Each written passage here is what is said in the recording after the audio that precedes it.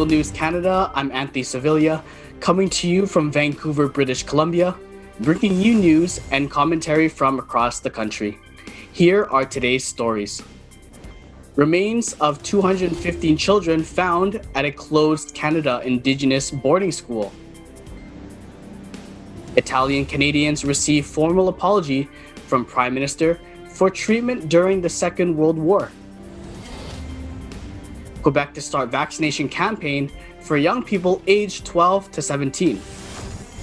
And Canada recognizes Asian Heritage Month.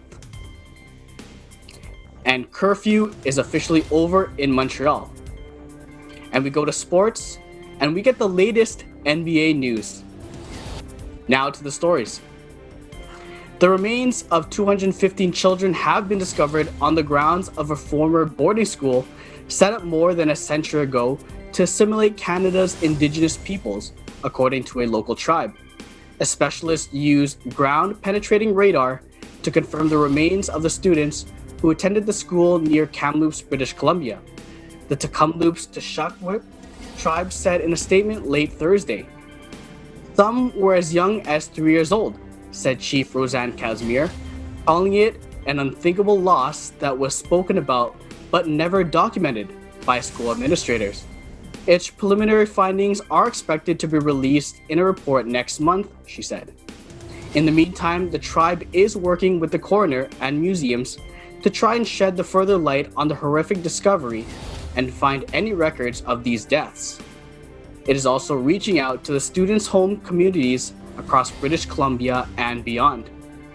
In a Twitter message, Prime Minister Justin Trudeau says, "The distressing discovery of the remains breaks my heart." He says, "It is a painful reminder of that dark and shameful chapter of our country's history." His comments were echoed by Crown Indigenous Relations Minister Carolyn Bennett, who also offered government support to the families and Indigenous communities for their healing as we honor loved ones lost. The Kamloops Indian Residential School was the largest of 139 boarding schools set up in the late 19th century, with up to 500 students registered and attending at any one time. It was operated by the Catholic Church on behalf of the Canadian government from 1890 to 1969. Some 150,000 Indian, Inuit, and Métis youngsters in total were forcibly enrolled in these schools, where students were physically and sexually abused by headmasters and teachers who stripped them of their culture and language. Today, those experiences are blamed for a high incidence of poverty, alcoholism, and domestic violence, as well as high suicide rates in their communities. A Truth and Reconciliation Commission identified the names of or information about at least 3,200 children who died from abuse or neglect while attending a residential school, and this exact number remains unknown. At the Kamloops School, the principal in 1910 had raised concerns that federal funding was insufficient to properly feed the students, according to the Tecumloops Tshakwa statement.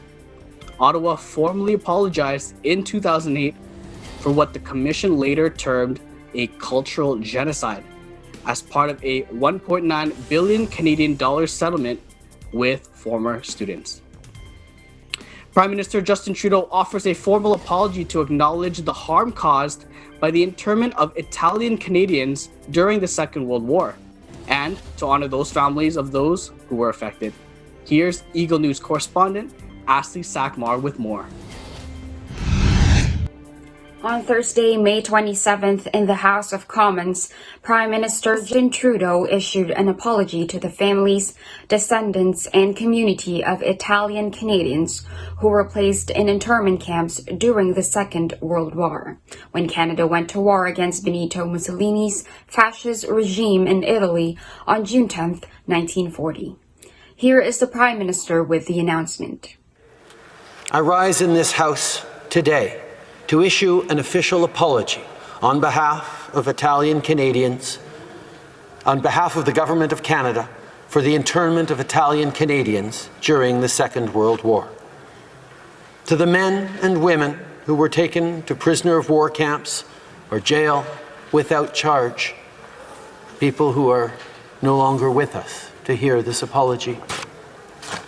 To the tens of thousands of innocent Italian Canadians who were labeled enemy aliens. To the children and grandchildren who have carried a past generation's shame and hurt. And to their community, a community that has given so much to our country, we are sorry. During World War II, Canada entered the war on the side of the Allies against Nazi Germany and the Axis powers of Empire of Japan and Fascist Italy. To prepare for this declaration of war, the establishment of internment camps were already underway for several weeks. In addition, the War Measures Act was passed, allowing authorities to govern by decree. One of these orders in council banned communist, Nazi, and fascist organizations. Canada did not also have to declare war on Italian Canadians. To stand up to the Italian regime that had sided with Nazi Germany, that was right. But to scapegoat law-abiding Italian citizens, that was wrong. During the Second World War, Canada alienated and interned many innocent German Canadians, Japanese Canadians, as well as Italian Canadians, residents of Italian descent who were deemed suspicious and were subject to internment. Italian citizens living in Canada and Canadians of Italian origin were suspected of being sympathetic to the fascist cause and were arrested and interned in camps. During the Second World War, 31,000 Italian Canadians were labeled enemy aliens and then fingerprinted, scrutinized, and forced to report to local registrars once a month. Just over 600 men were arrested and sent to internment camps, and 4 women were detained and sent to jail. They were business owners, workers, and doctors. They were fathers, daughters, and friends. When the authorities came to their door, when they were detained, there were no formal charges, no ability to defend themselves in an open and fair trial, no chance to present or rebut evidence. Yet still, they were taken away to Petawawa or to Fredericton, to Kananaskis or to Kingston. Once they arrived at a camp, there was no length of sentence. Sometimes the internment lasted a few months, sometimes it lasted years. But the impacts, those lasted a lifetime. Jagmeet Singh, leader of the New Democratic Party of Canada, urges Canada to acknowledge these mistakes, call out the prejudiced and unjust systems ingrained within the country, and work towards making amends. It was a system that was purposely designed to keep people out of the rightful place in society. There was no reason outside of prejudice to suspect that those interned posed any threat whatsoever to Canada or Canadians.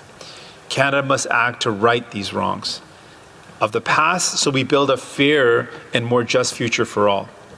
Let's make sure that all our work in this House of Commons is always invested in building that fairer and more just society for all.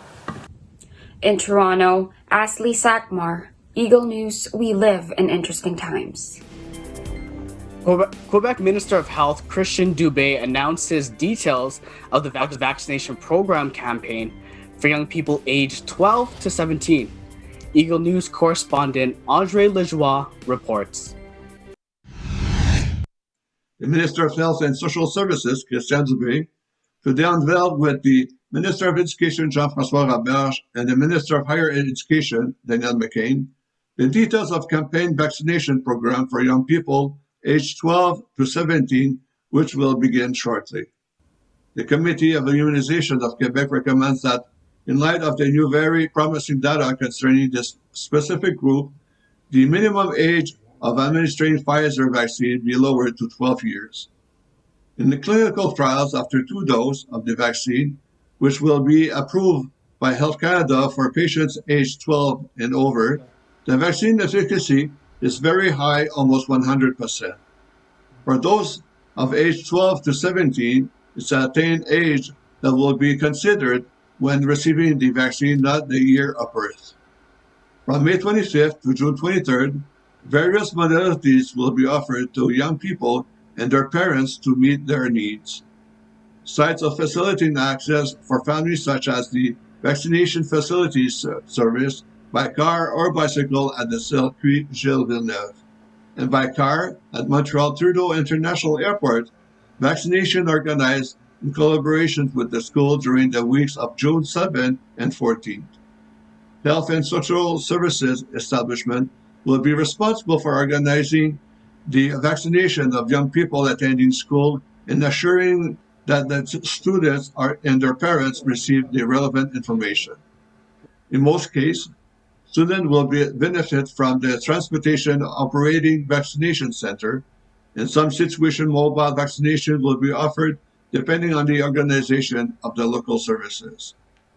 Vaccination will also be offered in evenings and weekends for families wishing to be vaccinated in family bubble.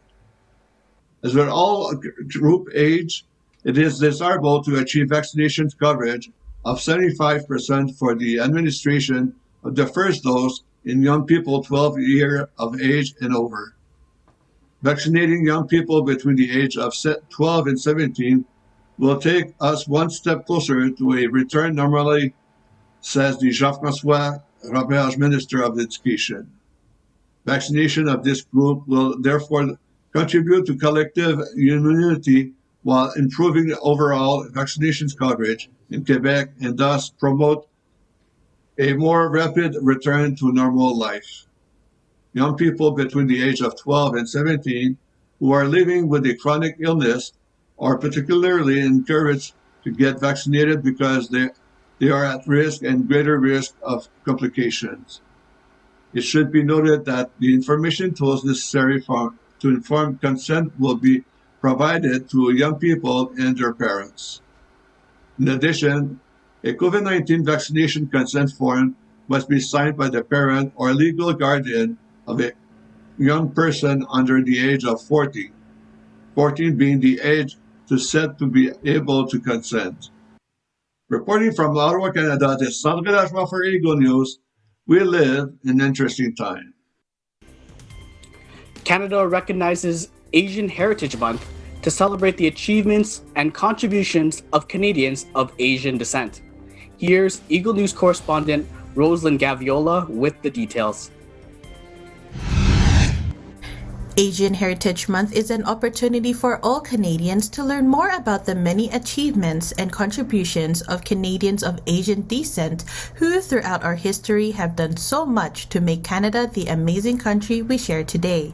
The theme for Asian Heritage Month 2021, Recognition, Resilience, and Resolve, embodies the myriad of sentiments that people of Asian descent in Canada have experienced and honors their contribution and their diverse stories, which are rooted in the resilience and perseverance. Asian Heritage Month and its celebration of the diversity of all Asian cultures means a lot to me. This year's theme is Recognition, Resilience, and Resolve. It's about recognizing the contributions that communities of Asian descent in Canada have made and continue to make in building a more prosperous and equitable country, past, present, and future. It's about celebrating the resilience of communities of Asian descent who have faced racism and discrimination for generations.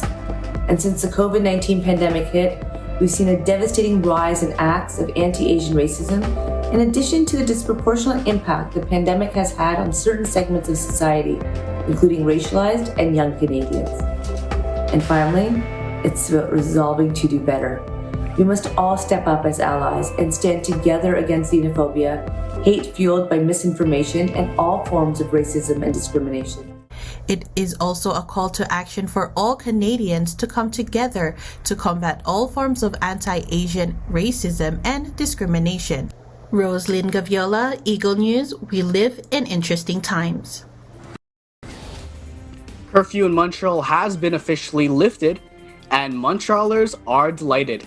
Eagle News correspondent Stacey Diacampo takes to the streets and shows us the vibe in the city. Quebec lifted the curfew, and Montrealers are happy. What was seemingly a dead town, past 8 p.m. for 4 months or so, Montreal's downtown core is back to life. It was almost 11 p.m., and the roads were full of cars in traffic, buses carrying passengers, and people taking a night walk, some with their dogs. Terraces along the streets of Notre Dame, St. Paul, McGill, as well as the Old Port area are lively with customers enjoying their meals at their favorite restaurant. Some are wearing masks while some are not. According to Premier François Legault, several reopenings will be happening throughout summer as more and more Quebecers get vaccinated. These include reopening of schools, indoor dinings and gatherings, visiting homes, and removal of masks during indoor visitations. Quebec has reported that 58.1% of its population has received vaccination. That's 5.3 million people. In Montreal, Stacey Del Campo will live in interesting times. There is more news to come. You're watching Eagle News Canada.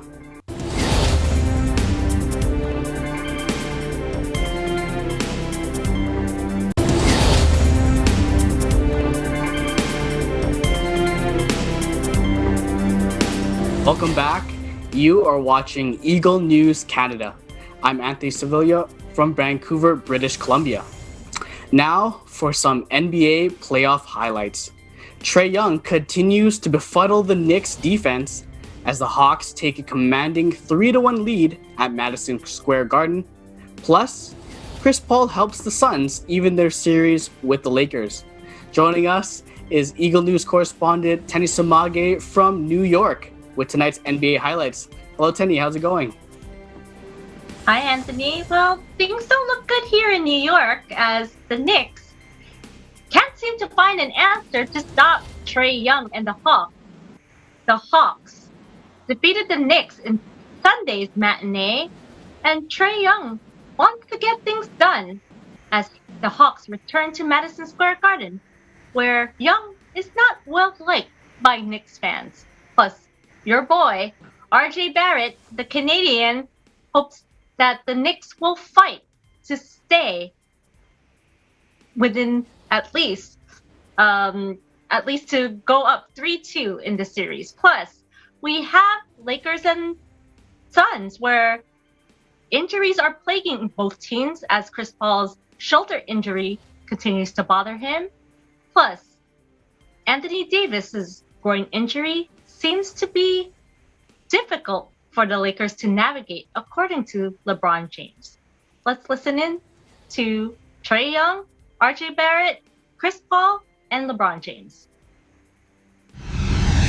Obviously, the last one is the toughest win. The last one to get is going to be the toughest.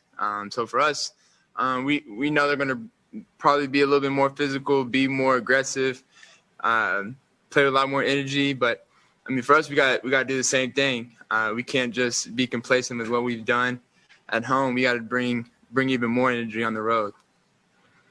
We just got to fight.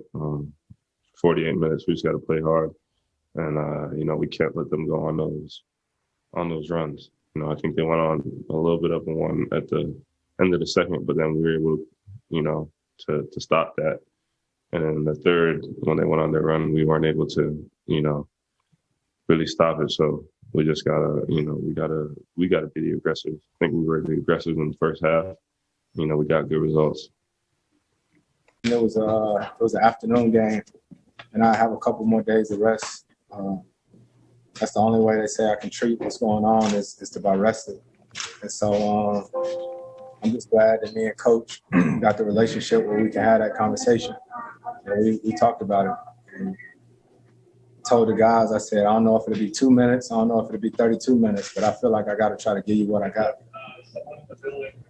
Well, obviously you have a game plan going into a game, how you want to execute offensively and defensively.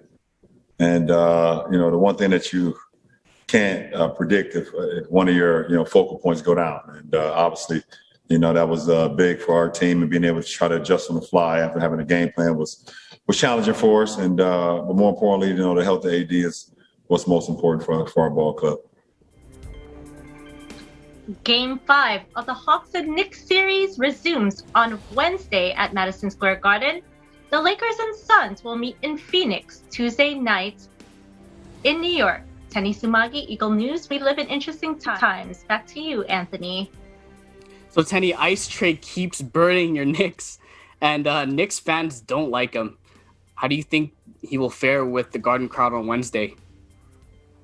I'm a big fan of Trae Young, and I believe he lives through these moments where you have any visiting, wherever he visits in any arena, he wants fans to boo him. And it just, for athletes, they like that. They like the challenge.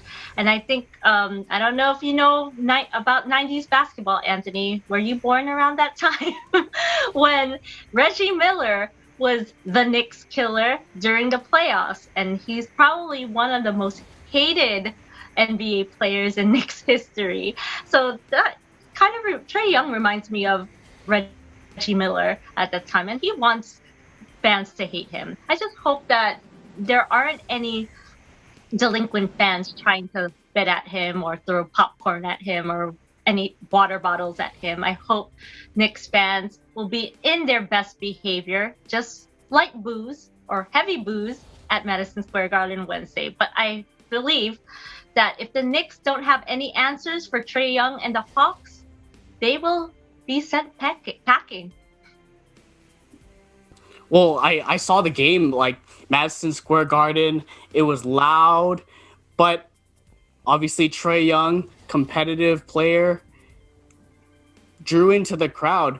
What does that say about Ice Trey's competitive nature? He's a great competitor, and he's been, this has been coming. I mean, he was a great collegiate player, and I've had the privilege to interview him when he was drafted. And what I asked him was, what are his goals in the NBA? And his response was, I want to win. I want to win championships. He just kept, I want to win, I want to win, I want to win. So this is his first playoff game in his career. So he's very hungry. And that competitive nature in him is going to come out at Madison Square Garden. He's probably thinking, you know what? They're going to boo at me. I'm going to prove to them that, I'm going to shush them. He's probably going to come out, hopefully, if the Knicks defense is horrible, he might pull up his Madison Square Garden moment, maybe score 30, 40, 50, 60 points maybe, but who knows?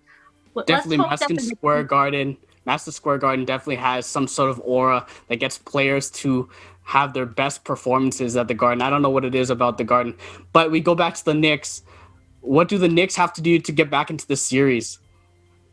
They have to play better defense, Anthony. And, Coach Tom Thibodeau is the defensive mind of the Knicks. I mean, he's a defensive coach, which is why they were one of the top defensive teams in the NBA. And they haven't been looking pretty as of late.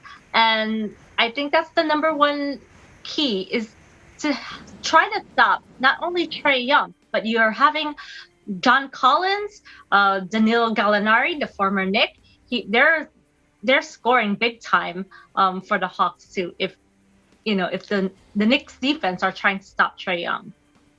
Definitely, I think I totally agree with you on defense, but I believe it's like Reggie Bullock. He played 34 minutes, scored, guess how many points? 0 points. 0 points, 2 assists, and 4 rebounds. Reggie Bullock, Nerlens Noel, the bench of the Knicks have to step up their game if they're going to come back in the series. You picked the Lakers to go to the finals, but with AD down with a groin injury, will the Suns stop the Lake Show's run for a second consecutive title? This is a tricky one, Anthony, because the Western Conference is stacked, and even if AD is down, there's still LeBron James, the king. Nobody's best at the playoffs other than the king. He knows how to get it done. So it all just depends on the Lakers. It all depends if everyone will step up. And they, I truly believe they're still my favorite pick out of the Western Conference, even if AD is down. Because, you know, who can beat LeBron James? But I don't know. I like this series, Anthony. Don't you? Suns and Lakers. Suns have been red hot this season, thanks to Coach Monty Williams. Totally agree with you, but LeBron James has always come up clutch, been able to somehow reach the NBA Finals. So I won't believe it until I see it. So 30 seconds left. Give your thoughts about fan behavior in sporting arenas. I think any fan who tries to throw water bottles, popcorn, says racist things to a person's family, let's see, they should be arrested, banned, fined. I hope the NBA will try to do something about fans misbehaving. Totally agree with you. We don't have any space for that in sports and basically anything at all. Well, that's our program for today. Thank you, Tenny, for joining us. Join us again next week as we bring stories that matter to you. Visit our website at eaglenews.net and eaglenewslive.com. Also follow us on Twitter, Facebook, and on YouTube. Thank you for watching. I'm Anthony Sevilla. We live in interesting times.